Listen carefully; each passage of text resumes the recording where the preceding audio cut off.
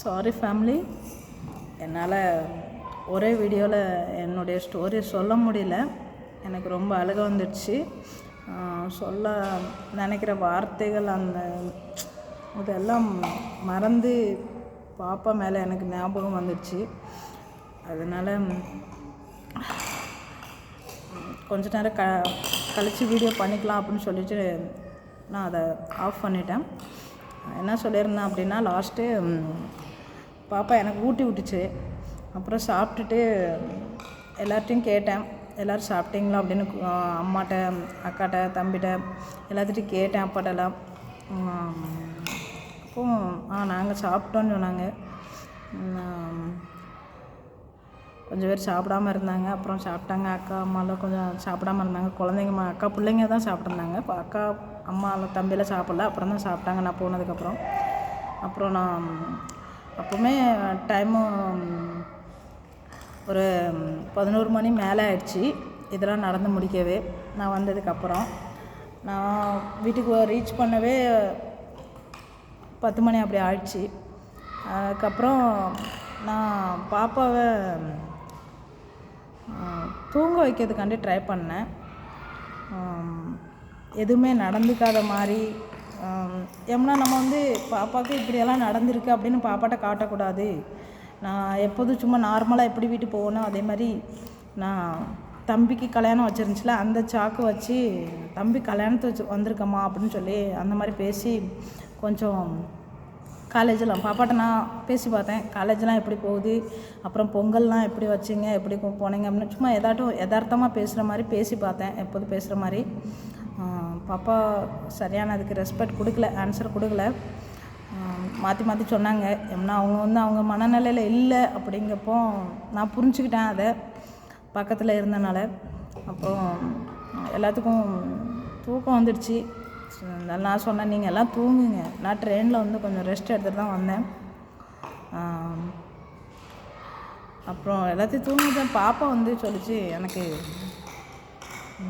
Mobile வேணும், mobile இருந்தால் தான் தூங்குவேன் அப்படி சொல்லிச்சு பாப்பா. மொபைல் அப்போ என்னம்மா செய்ய போகிறேன் அப்படின்னேன். நான் முருகர் பாட்டு கேட்பேன். பாப்பாவுக்கு முருகர்னால் ரொம்ப பிடிக்கும். முருகர் பாட்டு கேட்டுகிட்டே தூங்கும் அப்படின்னுச்சு. சரி, ஓகே, முருகர் பாட்டு தானே, இதில் எந்த தப்பு இல்லையே அப்படின்னு சொல்லிட்டு பாப்பாவுக்கு மொபைல் கொடுத்து முருகர் பாட்டு வச்சு கொடுத்தேன். அப்புறம் எனக்கு கொஞ்சம் கேமில் இன்ட்ரெஸ்ட்டு. கிரிக்கெட்டு, கபடி, இந்த 2 கேம் எனக்கு ரொம்ப பிடிக்கும். ரொம்ப பார்ப்பேன். அப்புறம் அன்றைக்கி ஏதோ மேட்ச் இருந்தது.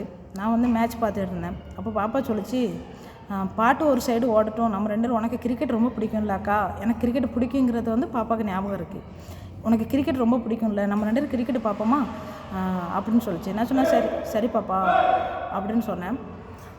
அதுக்கப்புறம் பாப்பாவும் நானும் கிரிக்கெட் பார்த்தோம். கிரிக்கெட் பார்த்து முடிச்சுட்டு மேட்ச் முடிஞ்சிடுச்சு. அந்த பாப்பா சொன்னேன், பாப்பா மேட்ச் முடிஞ்சிடுச்சுடா, மணி 1 மணிக்கு மேலே ஆயிடுச்சு, நம்ம மொபைல்லாம் ஆஃப் பண்ணிவிட்டு தூங்கலாமா பாப்பா, அக்காவுக்கு ட்ரெயினில் வந்தது டயர்டாக இருக்குது, தூங்கலாமா, நாளைக்கு நீ வேறு காலேஜ் போகணும்ல பாப்பா அப்படின்னேன். பாப்பா சொல்லிச்சு, அப்படியா, தூங்கணுமா. பாப்பாவுக்கு பாப்பா கூட +2 வரை சேர்ந்து படித்த எங்கள் ஊரில் எங்கள் அண்ணனோட பொண்ணு தான். பாப்பா வயசு, அதனால் பாப்பா கூட சேர்ந்து படித்தாங்க அவங்க +2 வரைக்கும். அவங்களுக்கு கால் பண்ணணுன்னு சொல்லிச்சு. நான் சொன்னேன், பாப்பா மணி 2 மணி ஆக போகுது, இப்போ போல் அந்த பாப்பா கால் பண்ண. அந்த பொண்ணு இப்போ 12 முடிச்சுட்டு பாப்பா காலேஜ் போயிடுச்சு.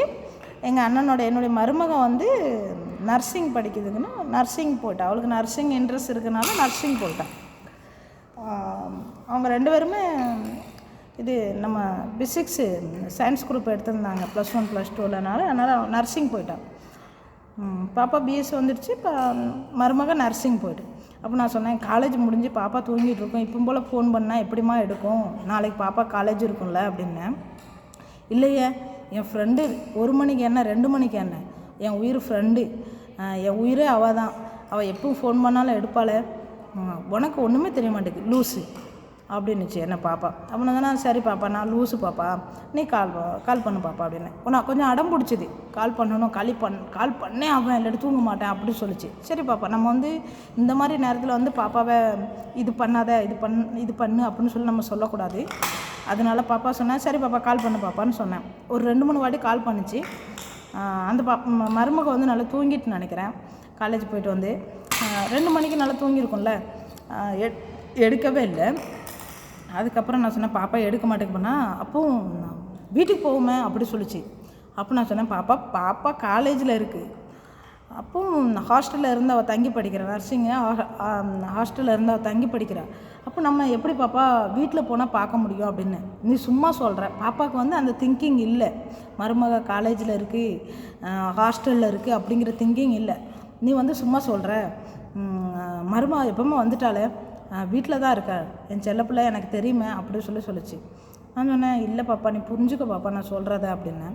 இல்லை நான் போயே தீருவேன் அப்படின்னு சொல்லிட்டு எனக்கு பாப்பா நைட்டி போட்டிருந்துச்சு. அப்போ என்கிட்ட சொல்லிச்சு, எனக்கு கருப்பு கலர் சால் தான் வேணும் அப்படின்னு சொல்லிச்சு. நான் சொன்னேன், எதுக்கு பாப்பா கருப்பு கலர் சாலில் எந்த சால்னாலும் போடலாமே, ஏன் பாப்பா குறிப்பிட்டு கருப்பு கலர் சால் தான் வேணும்னு கேட்குற அப்படின்னேன். எனக்கு இந்த ட்ரெஸ்ஸுக்கு வந்து கருப்பு கலர் சால் தானே மேட்சாக இருக்கும், இது கூட உனக்கு தெரியல, உனக்கு என்ன லூஸு பிடிச்சிருக்கா அப்படின்னு என்னை பார்த்து எங்கள் பாப்பா கேட்டுச்சு. நான் சொன்னேன், பாப்பா எனக்கு வந்து அக்கா வந்து எப்போதுமே நான் வந்து +2 வரைக்கும் கபடி பிளேயரு. அப்போ வந்து அக்கா வந்து எப்போதுமே ஃபேன்ஸ் அண்டு தானே போட்டு பழக்கம். அதனால்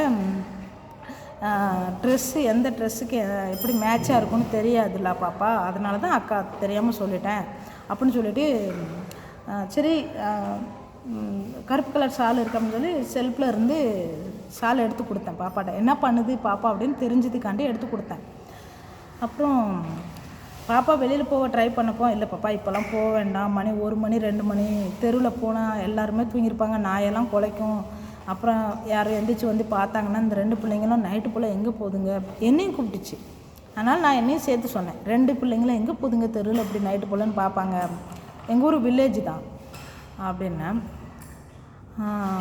அப்போ சரி அப்போ காலையில் போய்க்கலாம் அப்படின்னு பாப்பா மனசு மாறிடுச்சு. சரி ஓகே பாப்பா மனசு மாறிச்சு, அதே சந்தோஷம் அப்படின்னு நினச்சிட்டு, அப்புறம் அம்மா வந்து பெட்டில் படுத்திருந்தாங்க, பக்கத்து எங்கள் பெட்ரூமில். நாங்கள் இந்த தம்பி பெட்ரூமில் அக்கா குழந்தைங்க எல்லாம் நாங்கள் இங்கே இன்னும் 5வது அம்மா எங்கள் அம்மா எல்லோரும் இங்கே படுத்திருந்தோம் இன்னொரு பெட்ரூமில். அப்போது இந்த பெட்ரூமில் போய் வாஷ்ரூம் போகணும்னு சொல்லிச்சு. சரி ஓகே அப்போ வாஷ்ரூம்னா நீ வெளியில் வாஷ்ரூம் போக வேண்டாம், உள்ளே இருக்க பெட்ரூமில் இருக்க வாஷ்ரூம் அட்டாச் வாஷ்ரூம் இருக்குது அங்கே போயிட்டு வா அப்படின்னு. சரின்னு சொல்லி போயிட்டு வாஷ்ரூமில் பெரிய கண்ணாடி வச்சுருக்கோம்ல எப்போதுமே ஃபேஸ் வாஷ் பண்ணுறது, அந்த கண்ணாடி பார்த்துட்டு தானாகவே தலையெல்லாம் நல்லா முடியெல்லாம் நல்லா எடுத்து விட்டுச்சு, முகம் பார்த்து மேக்கப் பண்ண ஆரம்பிச்சிச்சு. அப்போ பொட்டு இல்லை பாப்பா, பொட்டு கீழே விழுந்துருச்சு, பஞ்சு பொட்டு சின்ன பொட்டு வச்சுருந்துச்சு, பொட்டு கீழே விழுந்துருச்சு. அப்போது பாப்பா என்ன சொல்லிச்சுன்னா, ஐயோ என் பொட்டு கீழே விழுந்துருச்சா, பொட்டு இல்லையா அப்படின்னு சொல்லிட்டு பொட்டெல்லாம் எடுத்து வச்சு, அந்த நேரத்தில் நைட்டு 2 மணிக்கு மேலே ஆயிடுச்சு. அந்த டைமில் நான் கண்ணால் உட்காந்து என் பாப்பா அந்த கண்ணாடி முன்னாடி என்னெல்லாம் பண்ணுச்சுன்னு நான் பார்த்தேன். அதெல்லாம் திங்க் பண்ண அந்த நாள் மறுபடியும் வரக்கூடாது அப்படின்னு நினச்சிட்ருக்கேன். திங்க் பண்ண வாழ்க்கையில் வரக்கூடாத நாள் அதெல்லாம். மறுபடி பாப்பா பொட்டு வச்சு எப்படி நம்ம டேயில் எப்படி எங்கேயும் வெளியில் போனால் ரெடி ஆகுமோ அதேமாதிரி ரெடி ஆச்சு. ரெடி ஆனதுக்கப்புறம் நான் பாப்பா எப்படியோ கையை பிடிச்சி, வா பாப்பா ப்ளீஸ் பாப்பா அக்காக்காண்டி வா பாப்பா அப்படின்னு சொல்லி கூட்டிகிட்டு வந்து அம்மா பெட்டில் படுத்துருந்தாங்க, 3வது அம்மா. அதனால் அம்மா கூட கொஞ்ச நேரம் அம்மா கூட படுப்போமா அப்படின்னு சொல்லி படுக்க வச்சு, பாப்பா அப்பவும் சொல்லிச்சு, நீ என்ன கிரிக்கெட்டை ஆஃப் பண்ணிட்ட அப்படின்னு கேட்டுச்சு திடீர்னு. என்ன பாப்பா மறுபடியும் கிரிக்கெட்டை கேட்குதே, சரி அப்போ மறுபடியும் அந்த மேட்சை மறுபடியும் ரீப்ளே பண்ணி பார்ப்போம் அப்படின்னு சொல்லிட்டு கொஞ்ச நேரம் மேட்ச் ரீப்ளே பண்ணி பார்த்துட்டு இருந்தேன். திடீர்னு அதே மொபைல் கீழே வச்சிருச்சு, அதான் கையில் வச்சிருந்துச்சி மொபைலு, நான் சும்மா பார்த்துட்டு இருந்தேன், மறுபடியும் கீழே வச்சிருச்சு. எனக்கு அந்த 2 மணிக்கு மேலே கொஞ்சம் தூக்கம் வந்துச்சு எனக்கு. நான் என்ன நினச்சேன்னா, நம்ம ஒரு ஆள் தூங்கலை, அவங்க ஆல்ரெடி 3 நாள் நான் போகிறதுக்கு முன்னாடி ஒரு நாள் நான் போனதுக்கு அப்போ ட்ரெயினில் இருந்தது 2 நாள் 3 நாள் அவங்க தூங்காமல் இருக்காங்க, அம்மா அக்கா குழந்தைங்க தம்பி எல்லோரும். இன்றைக்கி தான் கொஞ்சம் நிம்மதியாக தூங்குறாங்க, சரி அவங்களோட தூங்கட்டுமே அப்படின்னு சொல்லிட்டு நம்ம கொஞ்சம் தூக்கத்தை கண்ட்ரோல் பண்ணியிருக்கோம் அப்படின்னு சொல்லி நான் கொஞ்சம் முகத்தெல்லாம் தண்ணி அடிச்சுட்டு தண்ணி குடிச்சிட்டு கண்ட்ரோல் பண்ணியிருந்தேன். அதுக்கப்புறம் என்னாச்சு அப்படின்னா, அப்படியே நைட்டெல்லாம் மொபைலில் விளாண்டுக்கிட்டு பேசிக்கிட்டு அப்படியே நைட்டு கடந்து முடிஞ்சிடுச்சு. நான் பகலில் தம்பிகிட்ட என்ன சொன்னேன்னா, தம்பி இப்படியே வச்சுட்டு இருந்தா நம்ம பாப்பாவை நம்ம கைவிட்ட மாதிரி ஆயிரும், இதுக்கு ஏதாட்டு ஒரு முடிவு எடுக்கணும்டா அப்படின்னேன். அப்போ என்னுடைய 2வது அக்கா சொன்னால 3 பொன் பிள்ளைங்க சொன்னால பெண் குழந்தைங்கன்னு. அப்போ அந்த அக்காவோட ரிலேட்டிவ், எங்கள் மச்சனோட தரப்பில் ரிலேட்டிவ் இருக்காங்க, மாமா பையனுக்கு தான் வாக்கப்பட்டிருக்காங்க. அவங்க ரிலேட்டிவில் ஒரு பொண்ணுக்கு இப்படி இருந்ததாம். அவங்க வந்து ஏதோ ஒரு ஊர் பேர் சொன்னாங்க, அந்த ஊர் பேர் எனக்கு சரியாக ஞாபகம் இல்லை. அங்கே ஒரு சர்ச் இருக்குது, பெரிய சர்ச்சு, ரொம்ப பேர் வாங்கின சர்ச்சு. யூடியூப்லலாம் அந்த சர்ச்சு அவங்க ஃபாதர் நிறைய வீடியோஸ் அப்லோட் பண்ணிகிட்ருக்காங்க. அந்த சர்ச்சுக்கு போனால் அங்கே சரியாயிரும், இந்த மாதிரி இருக்கிறவங்க அந்த சர்ச்சுக்கு கூப்பிட்டு போனால் நார்மலாக ஆயிடுவாங்க அப்படின்னாங்க. அவங்க அப்படி இருந்தாங்களாம். அவங்க ரிலேட்டிவில் ஏதோ ஒரு பொண்ணு, அந்த பொண்ணு நார்மலாகி கல்யாணம் முடிக்கிறதுக்கு முன்னாடியே அந்த பொண்ணு அப்படி இருந்ததான். அவங்க வந்து நார்மலாகி இப்போ கல்யாணம் முடிஞ்சு அவங்களுக்கு ஒரு ஆண் குழந்தை இருக்குது, நல்லா இருக்காங்க. அவங்க வந்து ஃபஸ்ட்டு ஹிந்துவாக இருந்தாங்க. அப்புறம் அந்த சர்ச்சுக்கு போனதுக்கப்புறம் தான் அவங்க லைஃப் சேஞ்ச் ஆயிடுச்சுன்னு சொல்லிட்டு அவங்க ஃபேமிலி எல்லாருமே ஹிந்து தான், அவங்க மட்டும் கிறிஸ்டினாக மாறிட்டாங்க. அந்த பொண்ணு மட்டும் அந்த இயேசு பிரபுனால தான் நான் இப்படி மாறினேன் அப்படின்னு சொல்லிட்டு, சரி ஓகே அப்படின்னு சொல்லிட்டு அந்த பாப்பா சொல்கிறாங்க, சரி நம்ம ஒரு வாட்டி ட்ரை பண்ணி பார்ப்போமே, நாங்கள் வந்து ஹிந்து, சரி ஒரு வாட்டி ட்ரை பண்ணி பார்ப்போமே, எல்லாருமே கடவுள் தான் அப்படின்னு சொல்லிட்டு அங்கே கூட்டிகிட்டு போய் நானும் என்னுடைய 2வது அக்காவும் பாப்பா 3 பேர் போயிருந்தோம். அங்கே ஒரு 2 days அங்கேயே இருந்தோம், அந்த சர்ச்சிலே இருந்தோம். கொஞ்சம் ஒரு 3வது நாள் எங்களுக்கு கொஞ்சம் ஒரு மாற்றம் கிடச்சிது. மாற்றம் கிடச்சதும் சரி ஒரு மாற்றமாக இருக்க, கொஞ்சம் நல்லா இருக்கால, வீட்டுக்கு கூட்டிகிட்டு போமா அப்படின்னு சொல்லிட்டு வீட்டுக்கு கிளம்பி வந்தோம். அந்த சர்ச்சை விட்டு வெளியில் வந்ததும் சர்ச்சு பக்கத்தில் ரயில்வே ஸ்டேஷன் இருக்குது. அந்த ரயில்வே ஸ்டேஷனில் வச்சு என்னுடைய பாப்பா ஃபஸ்ட்டு எப்படி இருந்ததோ அந்த மாதிரி மாறிடுச்சு. வெளியே வந்த உடனே அதுக்கு செகண்ட் இல்லை, டைம் இல்லை, எதுவுமே சொல்ல முடியாது, அந்த மாதிரி மாறிடுச்சு. அதுக்கப்புறம் என்னாச்சு அப்படின்னா, எனக்கு வந்து